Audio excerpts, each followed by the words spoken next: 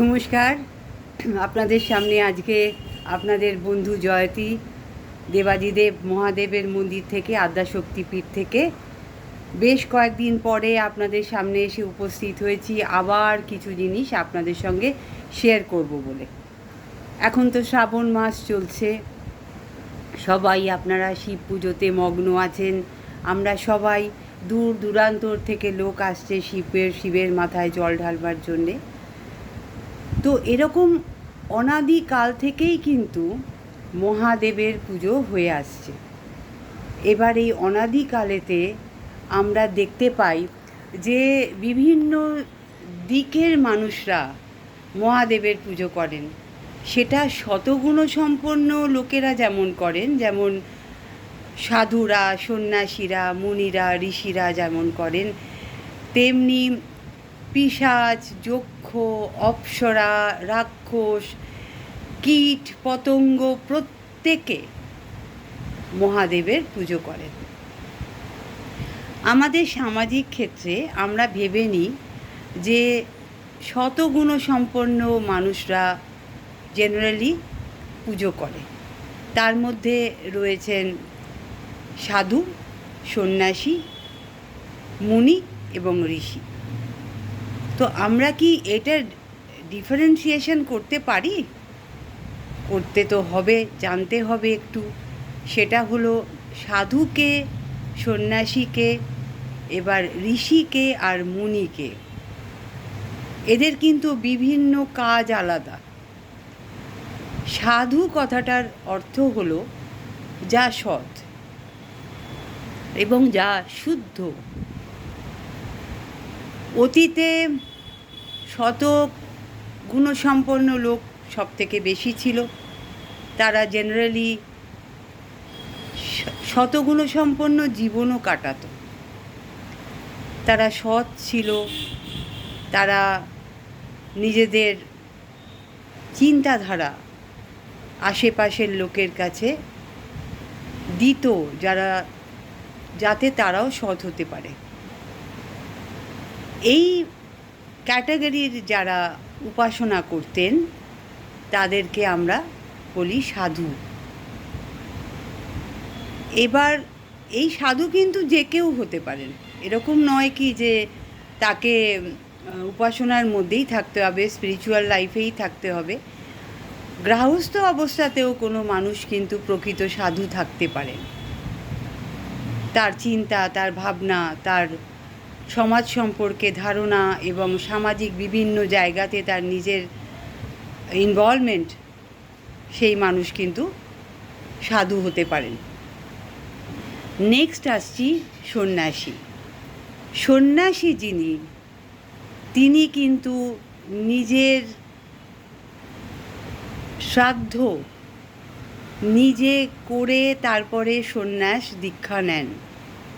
অর্থাৎ তিনি গৃহস্থ জীবন আর যাপন করেন না, মুণ্ডিত মস্তক, এবং তিনি নিজের শ্রাদ্ধও করছেন, মানে তার আত্মার সঙ্গেও তার আর কোনো যোগাযোগ ছাড়া আর কিছুর সঙ্গে, দেহের সঙ্গে, অন্যান্য লোকের সঙ্গে, পারিবারিক জীবনের সঙ্গে কিছুর সঙ্গে কোনো যোগাযোগ নেই। তিনি হলেন সন্ন্যাসী। এরপরে আসছি ঋষি। ঋষি কথাটার অর্থ হলো যিনি সামাজিক কর্তব্য পালন করেও দেবতাদের নির্দেশিত পথে সমাজের অন্য লোকেদেরকে চালনা করতেন। কীরকম করে? এই যে ঋষিরা, এদের কিন্তু আলাদা আলাদা, আমাদের যেমন এখন ল্যাবরেটরি আছে, তেমনি এদেরও বিভিন্ন জিনিসকে নিয়ে গবেষণা করবার মতো বিভিন্ন জায়গা ছিল, এবং প্রত্যেকটা জিনিস নিয়ে তারা এত উচ্চ স্তরের গবেষণা করতেন। সেই স্তরের গবেষণা থেকে আমাদের এখনো পর্যন্ত আমরা তার শুভ ফল পেয়ে চলেছি। ঋষি চরক, ঋষি পতঞ্জলি, আজকে যোগ, আজকে আমরা জেনেছি পতঞ্জলির কাছ থেকে, এটা একটা গবেষণালব্ধ ফল। আমরা যে বিভিন্ন রকম সার্জারি, আজকে উচ্চ স্তরের সার্জারি ছিল ভারতবর্ষে, সেগুলো যে আজকে পরবর্তীকালের লোকেরা জেনেছে, সেটা গবেষণালব্ধ ফল। এই যে জড়িবুটি থেকে বিভিন্ন ওষুধ তৈরি হয়, এটা গবেষণালব্ধ ফল। এটা যারা করতেন উপাসনার সঙ্গে সঙ্গে এবং দেবতাদের ইনস্ট্রাকশন মিলে যাওয়ার পরে তিনি করতেন কি, তিনি তার গবেষণালব্ধ ফল সমাজের অন্য স্তরকে দান করতেন। এরা হলেন ঋষি। ঋষির কেবলমাত্র উপাসনায় কাজ ছিল না। দেবর্ষি নারদ, দেবর্ষি নারদ কিন্তু এক উচ্চ মাত্রায় সঙ্গীতজ্ঞ ছিলেন। আজকে আমরা যখন মজা করে বলি, কোনো সময় যখন কোনো ঝামেলা লাগাবার থাকে, তখন আমরা বলি নারদ নারদ, এটা ইচ্ছে করে মজা করে বলি, কিন্তু দেবর্ষি নারদের কিন্তু সাংঘাতিক রেসপন্সিবিলিটি ছিল। তিনি মর্ত্যতে আসতেন দেবতাদের ইনস্ট্রাকশনকে দিয়ে যাওয়ার জন্যে।